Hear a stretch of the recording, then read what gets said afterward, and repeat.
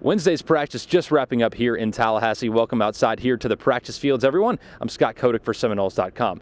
So far this season, Jameis Winston has had the knack for making the big play when it counts, plain and simple.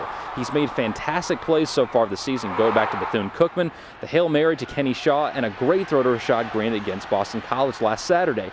But when talking to Winston about becoming a better quarterback, he said it's not the big plays, it's making the routine and simple plays that'll make him great. I do. I get anxious all the time because when I see a wide open guy down the field, I'm like, oh man, this is heaven. So obviously I want to make those big plays, but that's not being a quarterback. Being a quarterback is moving the chains. We practice a lot on throwing the ball downfield, stretching the ball vertically. But that's one thing. That's one asset of my game that I get better on is checking the ball down and letting my playmakers do all the work. Get that yet. Getting now to Saturday's ball game against the Terrapins, Maryland's defense might be the best defense the Noles have seen so far this season. Through a lot of different blitz packages and force a lot of turnovers this season.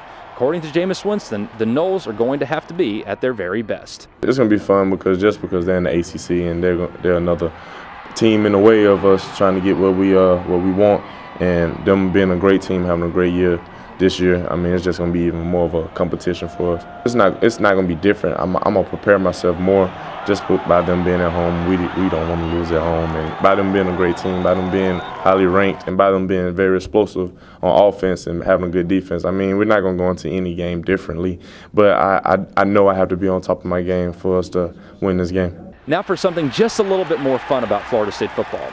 There's nothing quite like when Timmy Jernigan makes a big play.